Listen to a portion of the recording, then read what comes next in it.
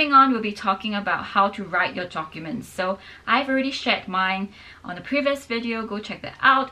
Anthony is going to share with you guys how he wrote his documents and his tips and advice for those of you who are going to be writing your documents this time around. I guess we'll start off with a personal statement, Yes. I suppose. It's really not as hard as you guys think it is. It's really just write about yourself. Like your background, where you're from, what you do, your current major, whatever thing you do at the moment. And most importantly, how that relates to what you're going to study when you come to Korea. You need to show, and this is the most important thing that I believe that KGSP looks for, you need to show that you won't waste their money. True. You need to think of it from KGSP's perspective. Like, they probably don't care about you as an individual.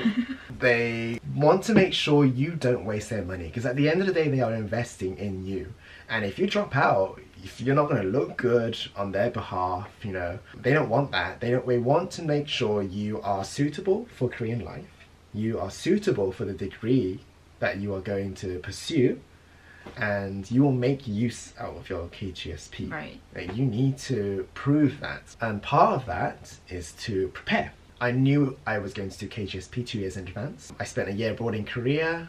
I came back, I had 2 years left of my degree. I knew I loved Korea when I came here. I knew I wanted to be back. And the best way for me to come back was KGSP. And I was going to do it. So I did a bunch of things which made me look really good, basically. So I did a lot of things, like I was the Korean Studies major representative. Ooh. And I was one of the ambassadors. Wow. I was one of the committee members for the K-pop dance society, or club in American English. I did an internship that was related to the diplomatic work. I also did my application in Korean. Right, this was different from us. You can do it in Korean. You can do it in Korean if you want to. Like, all embassies will speak Korean. Yeah. Unless they specify. Please right. make sure you write in English. Write in English if you have to. Because I know the Bulgarian embassy didn't have a Korean speaker. So my Bulgarian friend who came with me from Sheffield, who went through her embassy, she had to do it in English. Even though she spoke good Korean.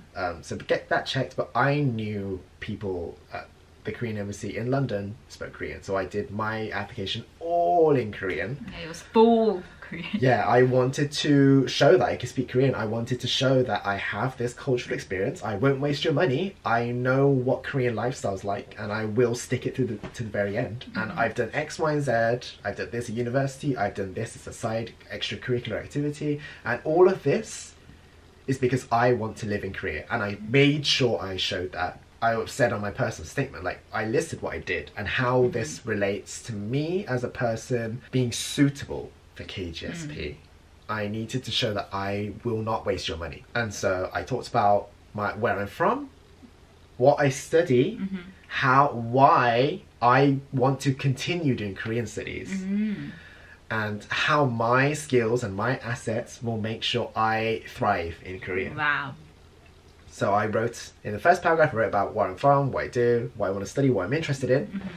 Then below that, I talked about my year abroad experience. Because I figured my year abroad experience would be so helpful, such a big merit. Yeah. Because I've been in Korea before.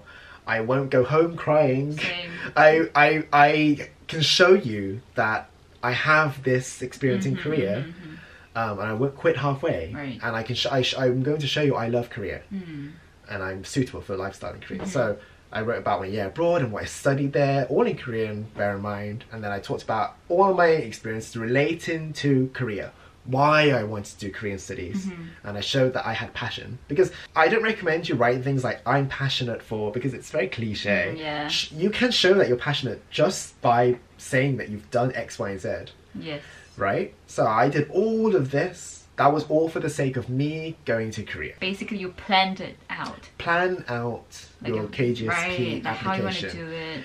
You don't just apply and get through. It doesn't work like that. Yeah, it's like a investment process. It's competitive. It's a great scholarship, and there's a reason for that. Yeah. So please prepare. So basically, build up your own portfolio. Right? Basically, yes. One important thing is to make sure you choose the right degree. Do not do a completely random one that you don't have any skills for. It's great. People can change paths. That's great. But you also need to sell yourself. Don't switch from English literature to business, even though you have no credentials in business. If you're a good writer and you can like talk about how your experiences, which don't exactly 100% relate, can help you, sure, go for it. But at the end of the day, KGSP wants to invest in you. You need to make sure you won't drop out. For the UK, it's an anecdotal experience, but from the UK, I know a lot of people who got into translation, but their Korean wasn't good enough. And they chose translation major? Yeah, they got through, but they had such a hard time that they dropped out. Really? I know I know people that dropped out of translation, and so KGSP doesn't really like translation from the UK candidates. I had one friend who was from my Sheffield cohort. She applied together. We didn't work it together, but I knew that she applied at the same, in the same batch. She applied for translation but didn't get through for it. And it's very important to choose the right degree. We have Korean studies, but if our Korean was good enough, that'd be fine. You just need to prove that you have the credentials to do what you... Like topic 6 and stuff? Yeah, topic. Or like you did do your application in Korean, show that you can speak Korean, that kind of stuff. Show that you can do what you want to do.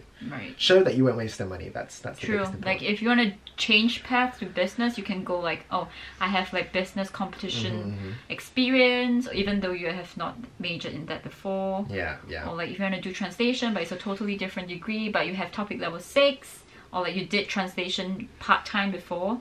That is also something to back up your... Do things. Don't just sit there and apply and hope to get in, because you probably won't get in. I'm not gonna lie, if you have to prepare. Statement of purpose. Basically have a reason why you're studying. My reason for studying Korean studies, even though I've already done it before, that's an important part of my application, was because I wanted to do the thesis.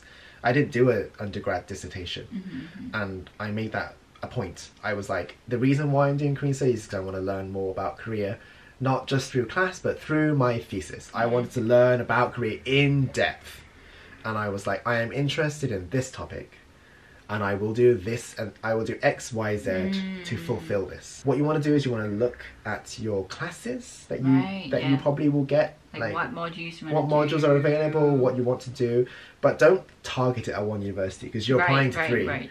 But like, do broad things, because like that's what makes it easy if you apply for just one degree for 3 universities. Make sure you don't like do random degrees with different universities, because like you're not... It's gonna be difficult. It's gonna be hard writing the application form. So I searched up Yonsei, I searched up SNU, and I searched up Busan, and I looked at their classes, and I was like, I'm going to do X, Y, and Z classes in first semester, and because I want to learn about X, Y, and Z. Or like you just have to specify like what kind of generic modules you want to take. Be specific, but not school specific. True. Not school specific. Did you talk about like what thesis you wanted to do? Yes. In your statement of purpose? Yes, I talked about what topic I wanted to do. Yes, so make sure you have something in mind. And I talked about that in my personal statement as well. And I talked about why and the background for it. And at that point I was interested in LGBT issues. And during level 6, when I was in Korea for language training, for my undergrad, not for KGSP, I did a research presentation on what Koreans thought about LGBT, their perspectives. So I talked about that, talked about my experience. I went to do a street interview and a research presentation, and like that. At that point, I became interested in the topic, which is what I want to do for KGSP. I think having like a specific topic of like what you want to do for your thesis is good, because they know that, oh, you have a point. A plan. Yeah, like a plan. Like you're not just here to play. Right. That's what they want to know, that you have a plan. So, bear that in mind. It doesn't matter if that's not what you want to do. Yeah, you can change it. I changed it. You can change it, like, no problem.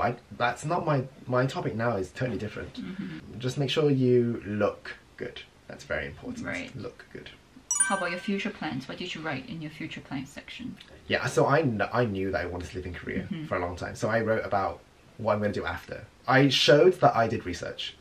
I talked about which visa I want to get. Very specific. Wow. But I even gave them the letter, I gave them the number. I was like, I want to get the F2-7 visa. Wow. I was like, I'm going to get the residency visa, and I will do this to achieve it. First of all, I'm going to take the social integration program, then I'm going to get enough points to do it, and I'm gonna use KGSP as a stepping stone to fulfill my goals.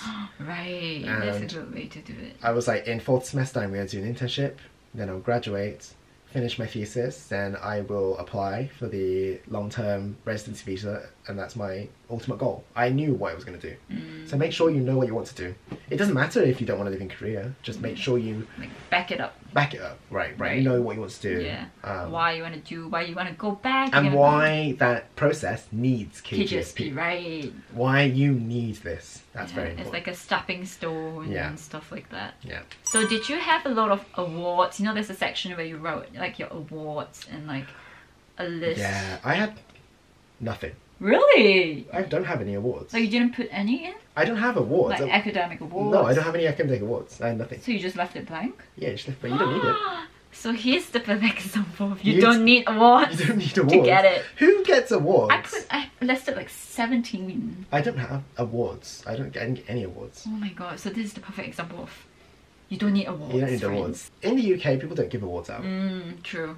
We don't have awards for like first place, second place in like the How about academic, like GPA Dean's list? No, you don't get that. You don't have that. Really? We don't have like bachelorettes. We don't have that. Okay. The only awards that would be, you know, officially recognised is stuff like awards for like publications or like research. And like, what research am I going to do? Like, True. I'm like 22. Like, I've not published anything, let alone, you know, research or whatever. How was your grades? Do you consider your grades to be good then? Yeah. Good.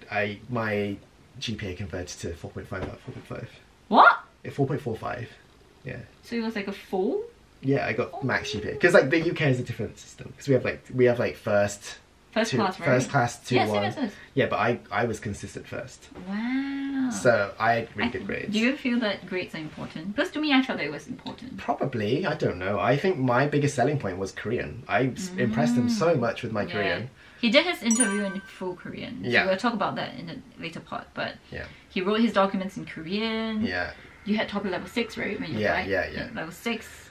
That really impressed them. Yeah. So I think the language part is a big deal. So if you can speak Korean, use that to impress them. But if you're worried that you can't like express yourself enough, then maybe it's better to do in English if you can't express it. I was like, oh, maybe I'll just do English because I'm more confident. You want to sell yourself. Yeah, be more like confident. You don't be like, and then you can't like. You don't want to look bad, right? You want to be speaking Korean, but if you don't look good, you know. But I mean, even if you speak in English, you can always introduce yourself in Korean. So that's how they'll be like, oh, you know, you can speak Korean. It's just that in this point of time, you're so nervous. You need to make yourself look good. Right. And I'm confident in I was confident in my Korean ability, even now and at the time. So I knew I could do the interview perfectly fine in Korean. And I prepared for it in Korean. Right. So you can prepare, you can write out like what you might think they will ask you. I did a separate video on that, so go and check that out. For the recommendation letters, who did you ask to write it for you? Because you need 2. Yeah. So I asked, one of them was done by my Korean language professor, and one of them was done by my personal tutor. Personal tutor, isn't it? Yeah, I had a personal tutor at my university. For Korean? No, just for academic life in general. Oh, like academic advisor, kind of. Yeah, we call it personal tutor. Someone who you can go to talk to.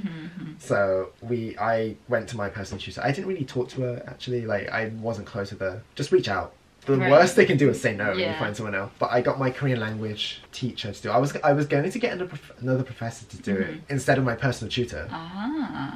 But the person I wanted to get my recommendation letter done by left the university, so I had to work around that. I don't think they matter that much. Like they don't really have much content in them. It's just this person is a good fit. But I think like having a Korean teacher to write the recommendation is also a good way to kind of prove your Korean skills, because I think that is a good, like for me, because at that point in time I took the topic but I did not receive the results yet. So my Korean teacher in school, in university, was able to write me a recommendation letter and prove that yes, she's fluent in Korean. Yeah. So if you have like a Korean teacher to write your recommendation letter, I would highly recommend that actually. Make sure it's not in the same sector as well. Like it's not the same professor teaching you the same. Like it's not, because I had 2 Korean language teachers. If I got them both done by both the teachers that were both in the Korean language department. It'd be too similar. Yeah. You want kind of like a broad. Right. So one maybe from your major and then one from your Korean teacher. I think that would be Yeah, good. or academic advisor or whatever you have. Yeah. Broaden out. Yeah.